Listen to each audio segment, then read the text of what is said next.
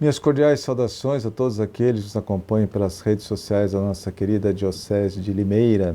Como acontece toda semana, nós vamos fazer a meditação do Evangelho domingo. Bom, domingo agora, domingo próximo, é domingo de Ramos. Então nós temos dois evangelhos, né? Um para a bênção de Ramos e outro a leitura da Paixão do Senhor.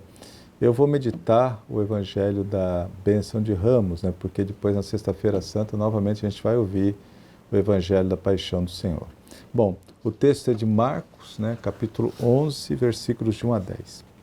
Quando se aproximaram de Jerusalém, na altura de Betfagé e de Betânia, junto ao Monte das Oliveiras, Jesus enviou 2 discípulos, dizendo: Ide até o povoado que está em frente, e logo que ali entrardes, encontrareis amarrado um jumentinho que nunca foi montado. Desamarrai-o e trazei-o aqui. Se alguém disser: Por que fazeis isso? Dizei: O Senhor precisa dele, mas logo o mandará de volta. Eles foram encontrar um jumentinho amarrado junto de uma porta, do lado de fora, na rua, e o desamarraram. Alguns dos que estavam ali disseram: O que estáis fazendo, desamarrando este jumentinho? Os discípulos responderam como Jesus havia dito, e eles permitiram. Levaram então o jumentinho a Jesus, colocaram sobre ele seus mantos, e Jesus montou. Muitos estenderam seus mantos pelo caminho, outros pararam ramos que haviam apanhado nos campos. Os que iam na frente e os que vinham atrás gritavam: Hosana, bendito que vem em nome do Senhor, bendito seja o reino que vem, o reino de nosso pai Davi. Hosana no mais alto dos céus. Palavra da salvação. Glória a vós, Senhor. Muito bem, então nesse domingo, 24 de março, nós temos o domingo de Ramos, né, nos preparando para a Semana Santa. O domingo de Ramos inicia com Hosana e termina no Crucifica-o. Ao início, a procissão com ramos de palmeira e depois a leitura solene da narração da paixão. Jesus, para instaurar o reino, tinha diante de si 2 caminhos: o caminho do poder, o triunfalismo, ou o caminho da humildade, do servo sofredor. O triunfalismo vive da exibição de poder, de influência, da força e do reconhecimento. No episódio da entrada em Jerusalém, parece que Jesus aceita esse caminho do poder, mas não. Jesus aceitou e alegrou-se com a iniciativa do povo, aclamando o Rei Messias. O seu coração alegrava-se ao ver o entusiasmo do povo, de tal maneira que aos fariseus que lhe pediam para censurar os discípulos pelas suas calorosas aclamações, Jesus respondeu: Se eles se calarem, as pedras gritarão.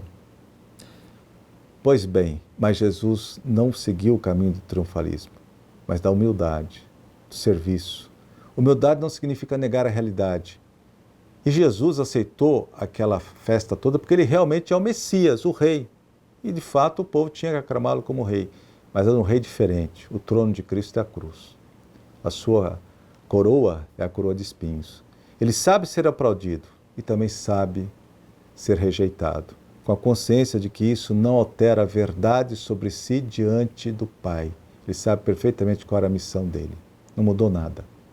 Então, o que é o caminho da humildade? O caminho de Cristo no domingo de Ramos. É o caminho da obediência a Deus, da obediência heróica até o fim, no caso de Cristo, até a morte, e morte humilhante, morte de cruz. Jesus sabe que para chegar ao verdadeiro triunfo, ele deve dar espaço a Deus. E para dar espaço a Deus, só existe um modo: o despojamento, o esvaziamento de si mesmo, para se encher de Deus. Calar, rezar e confiar na bondade divina. A última frase de Cristo na cruz, né? Na Sexta-feira Santa: Pai, em tuas mãos entrego o meu espírito. Morre confiando na bondade, morre como viveu, confiando na bondade de Deus. Jesus nunca duvidou da bondade de Deus, por isso ele tira o pecado do mundo. O que é o pecado do mundo? O pecado raiz, né? Digamos assim. É justamente a não confiança na bondade de Deus. Foi o pecado de Adão e Eva. E porque não confiavam, deixaram de obedecer. Jesus não. Jesus obedece, confia na bondade divina e sabe que Deus jamais nos abandona. Com sua humilhação, Jesus quis abrir-nos o caminho da fé e nos precedeu neste caminho. É o que a gente chama de Noite da Fé, o mistério da cruz. Tem uma obra de Edith Stein muito bonita chamada A Ciência da Cruz. O Papa Bento XVI, numa belíssima homilia sobre o Domingo de Ramos, diz assim: para compreender aquilo que aconteceu no Domingo de Ramos e descobrir o que isso significou, não só naquela época para os apóstolos, mas significa para todos os tempos, é para nós, né? Revela-se importante um detalhe, diz ele, um pormenor, que se tornou inclusive para os discípulos de Cristo a chave para a compreensão do acontecimento do mistério pascal.